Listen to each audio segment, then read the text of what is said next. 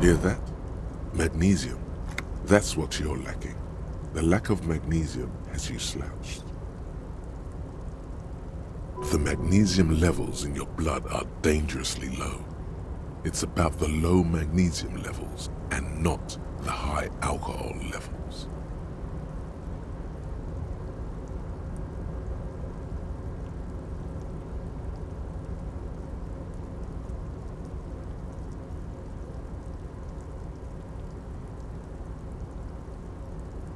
Yes, and it's critical. Look at yourself. You're practically devolving into a fish due to the lack of magnesium in your bloodstream.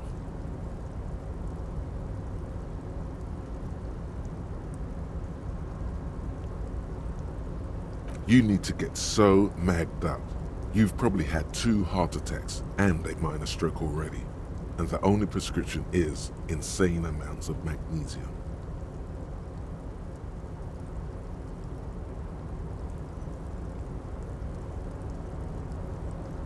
Yes, if you want to live, you need to evolve. You need to transcend the carbon barrier. Go to the apothecary and buy insane amounts of magnesium. It will reverse the damage to your circulatory system. Just remember, it's not the alcohol. Buy more of that too. Alcohol is not the problem. And it's certainly not the dextroamphetamine, nor smoking for 40 years. It's the lack of magnesium and excess of coffee. You should stop drinking coffee. It wreaks havoc on your gastrointestinal system.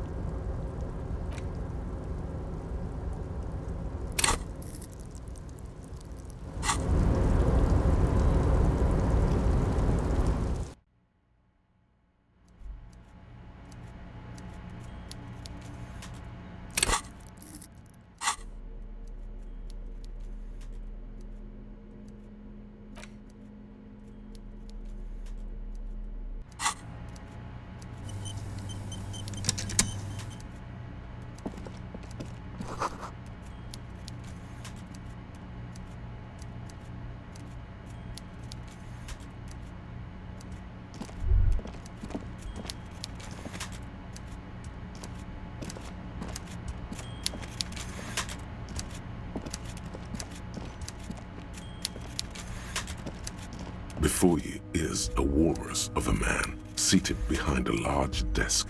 He looks up from his work, not the least bit surprised to see you. With great effort, he straightens himself up in his chair, yet says nothing. He simply stares at you, with a mixture of expectation and impatience, well bottled.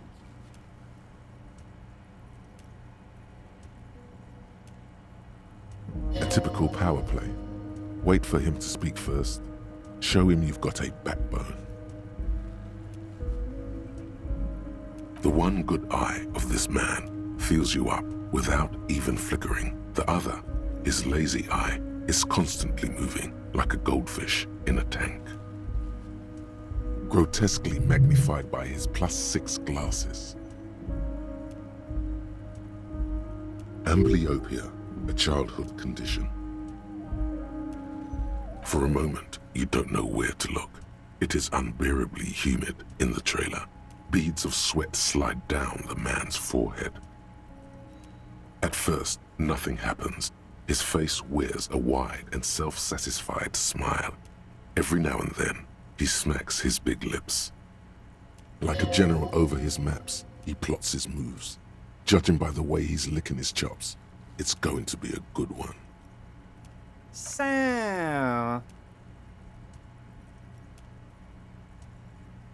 Mr. Dubois, Mr. Kitsuragi, how nice that you found a moment to pay a visit to the Debarders Union.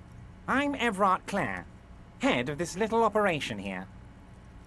Please, have a seat. The folding chair looks like a torture device. Extremely uncomfortable. You go ahead, detective. Whatever he has in store for you, it can't be good, he thinks. I'll do my best. Forget about that. What's with this Dubois stuff? You're getting some seriously bad vibes from that name. Please, Mr. Dubois, let us converse in a civilized manner, as equals. Take a seat. I insist.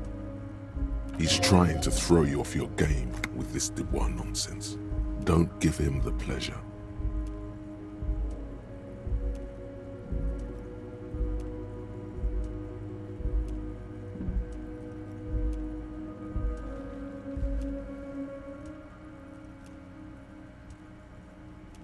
Very well, Mr. Dubois. I respect a man with strong convictions. I, too, have convictions. One of which is that I will not engage with any man who won't face me at eye level. Should you find yourself more amenable in the future, I'd gladly resume our conversation. But until then, I'm afraid I must ask you to leave. Don't give up, but don't leave either. You're going to have this conversation on your terms. You just need to remain headstrong.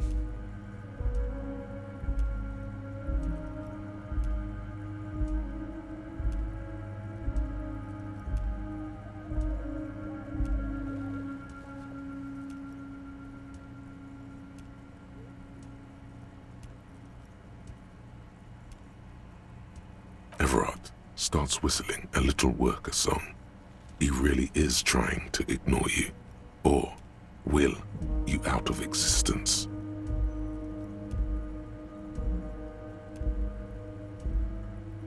The lieutenant stands right next to you, not showing any signs of impatience or boredom. I see you are an extremely stubborn man, Mr. Dubois. That ain't necessarily a bad thing. You did it. This might help against whatever comes next. So tell me, how can the head of the Debarders Union help a representative of the Revachol Citizens Militia today? Oh, by the way, I heard you got a rather rude reception from a certain Lawrence Gart. Some people have no manners, it pains me to say. This should take care of that nonsense.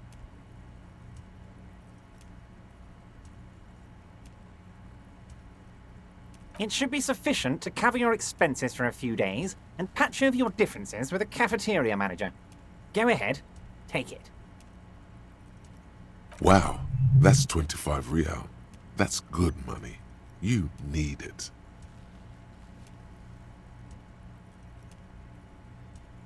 Okay. I respect a man with principles. No handouts, then. Now, I'd like to set your mind at ease about one other matter. Your lost gun. Let me assure you, Union people are on it as we speak. I've got my best hounds looking for that lost gun. His slug-like lips move, but all you hear is an echo. Lost gun, lost gun, lost gun. The world is swallowed by a black hole of fear. Only two words escape its gravitational pull. Lost and gun.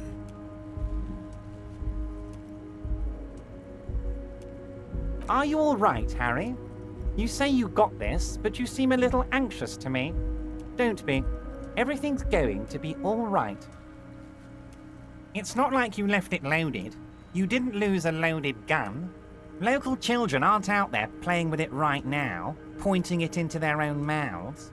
It's in a safe place. I just know it. I have a feeling everything's going to be all right. Oh fuck, it was loaded.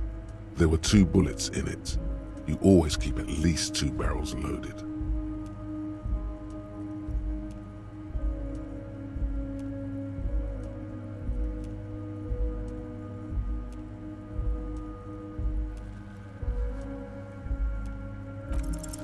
Who does this guy think you are? Ronnie the Rookie? You ain't worried about no lost gun, or unpaid bill, or forgotten name. You're the bad cop. You're probably more corrupt than him.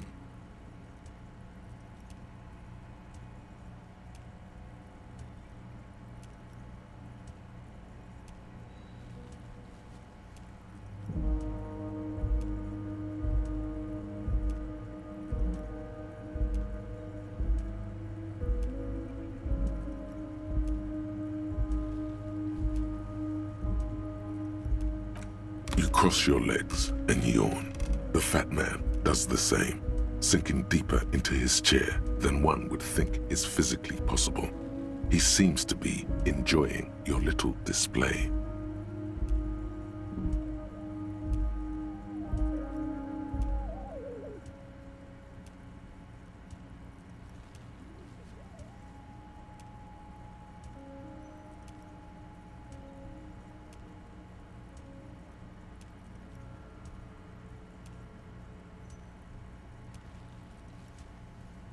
Good.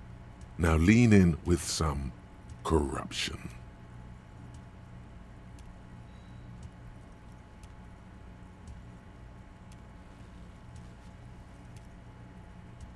That we do, Harry. Let them say what they will about you and me. We're both born fighters.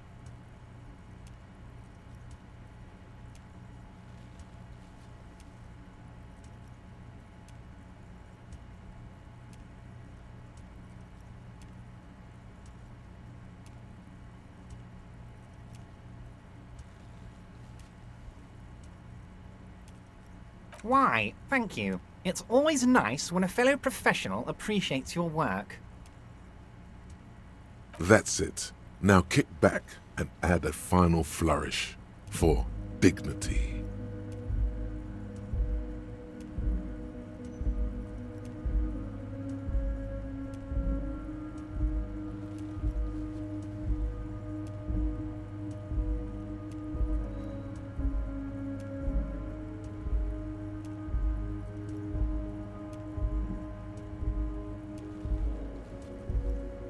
You strike me as a reasonable man, Harry. I like that in a lawman. Let's cut to the chase, shall we? What can Evrart Clare do for you?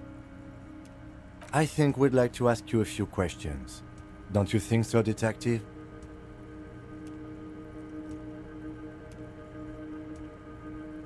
Questions will show him who's boss.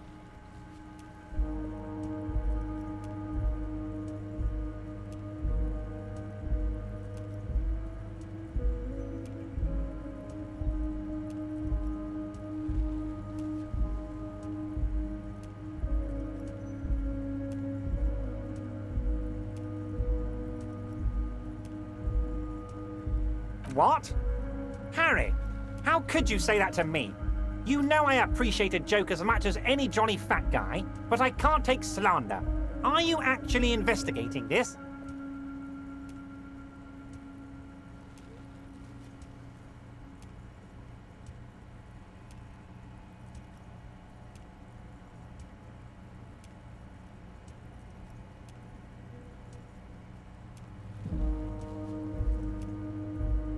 You've hurt me, Harry. Me, a friend. But you know what?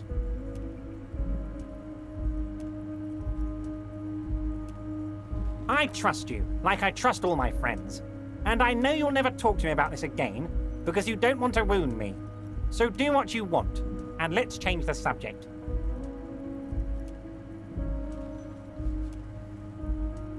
Thank you for your understanding. We will continue to do what we must.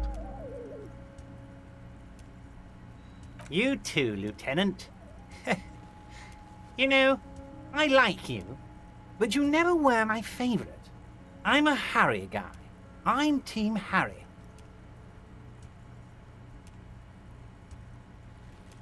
None taken. Did we have anything else to do here, Harry?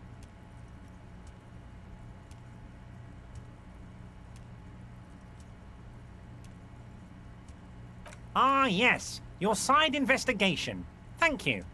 You've got some spirit clearing up phony drug accusations alongside this murder. I'll talk to the mayor and see if I can get you the key to the city, Harry. Now let's talk real business.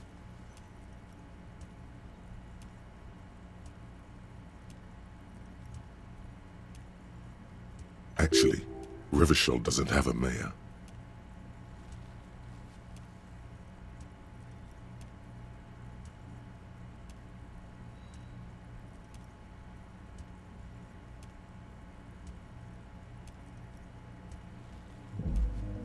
Am I going to ask? Hell, Harry. You spin-kicked my strongest man in the face. I saw it from my window. Would you ask a man like that how he got into your container yard?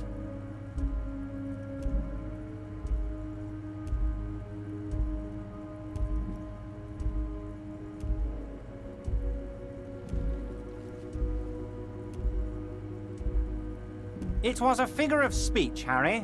Of course I don't have a window. I'm in a container. Anyway, I assure you, I am a very well-informed man. Information reaches me before I even get the chance to request it.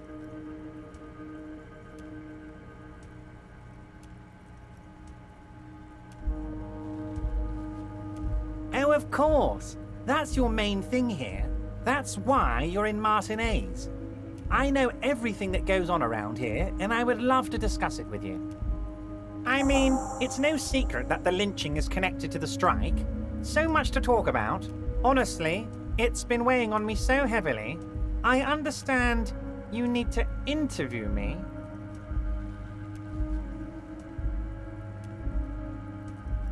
But there's a thing that's been keeping me up at night. I want to talk about the hanging. I mean, if we could just calmly talk, exchange information, we could blow this thing wide open. Yes, that sounds good. Let's do that. But I can't think straight with this thing weighing on me. You're police officers, aren't you? I have a crazy idea. You guys are basically door-opening machines, incredibly talented at opening doors.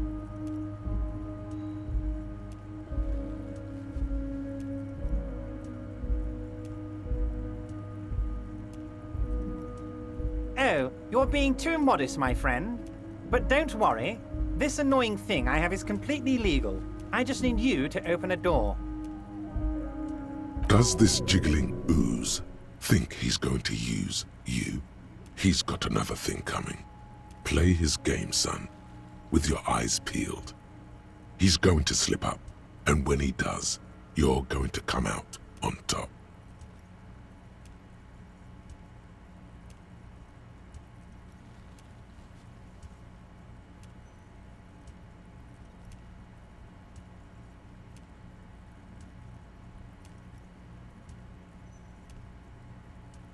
Harry, I'm a very busy man, and more importantly, I don't have that extraordinary physique you do. You look like you could run around all day. You want to send someone a message that the police are working for you.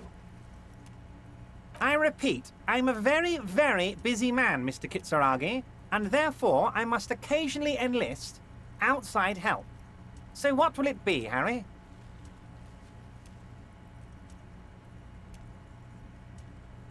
Harry, my dear friend, I am what people call a local bigwig. I know everything that goes on in Martinez.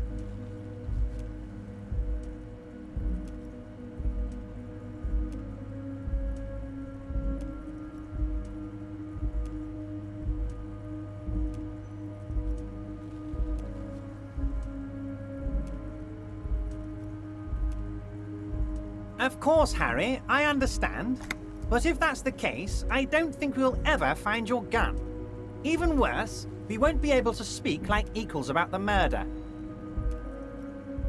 Perhaps this was just bad timing for you. Know that you can always come back to me. I really hope you do. For your sake, my sake, and for your gun's sake too. Yes, we both understand what you meant.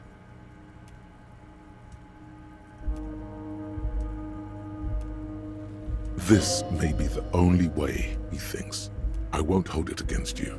In fact, we probably should reconsider later.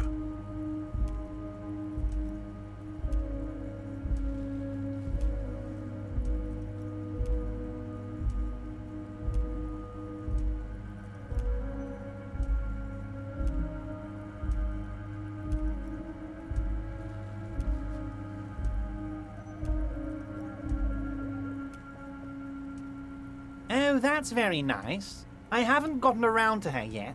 I'm very, very busy, you see. I hope you're getting along. One thing I want to make very clear, Harry, is that this is not some kind of union versus corporation situation. Everyone is just pals here.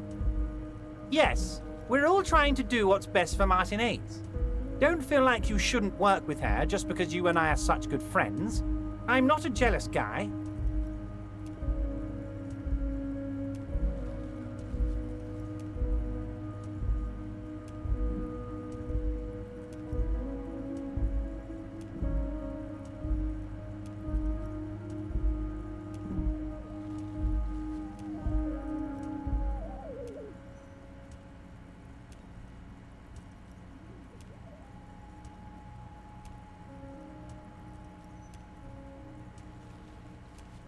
What do you mean, Harry? Nothing. I let him go.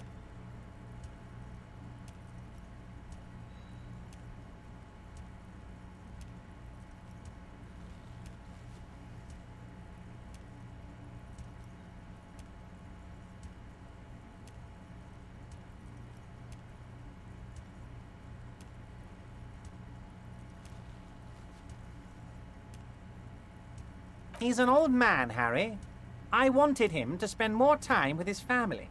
God knows how long he's got left.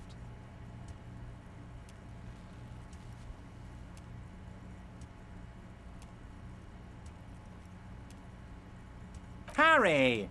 I have little people in my organization. I would never call someone a midget. What is this? Honestly, I'm beginning to think you're a midget, Harry. I'm only kidding, Harry. You're not a midget. No one is. We're pals.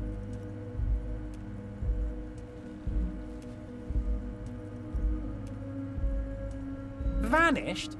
Harry, the woman left her casserole in the oven and couldn't make it here in time for the voting. Oh, did I leave my casserole on? Better go home and check. The election can wait. When she got back, the whole thing was over.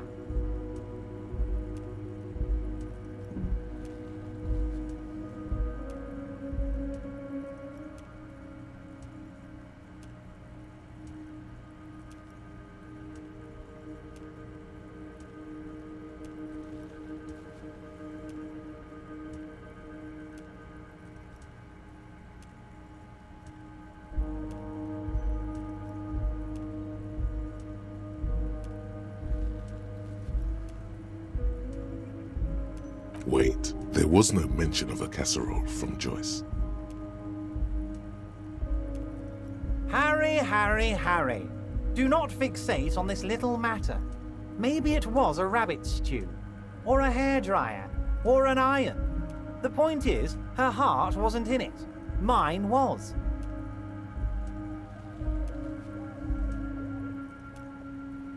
If she actually wants to see me, she will find a way. Any good negotiator would. And I just don't have anything to discuss with a bad negotiator. He doesn't want to see her. It's as simple as that.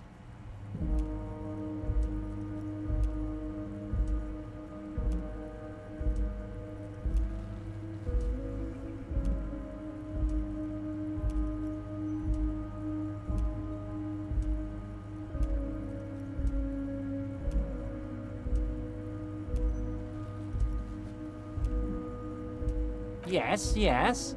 Low balling, of course. This isn't a casino, Harry. Real people, real livelihoods are at stake here. But everything's a casino for those rich types. His expression makes it clear. This is childish and irresponsible behavior.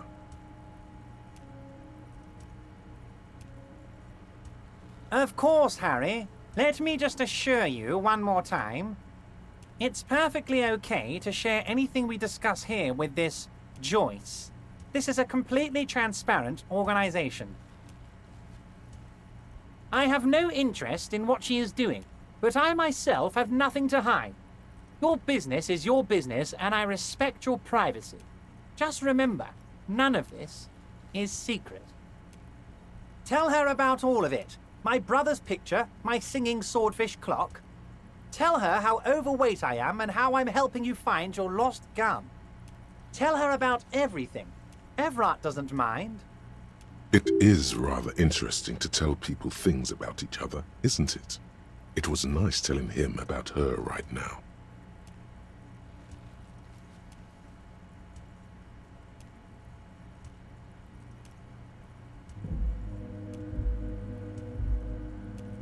Wait. You need this to get in and out through the gate.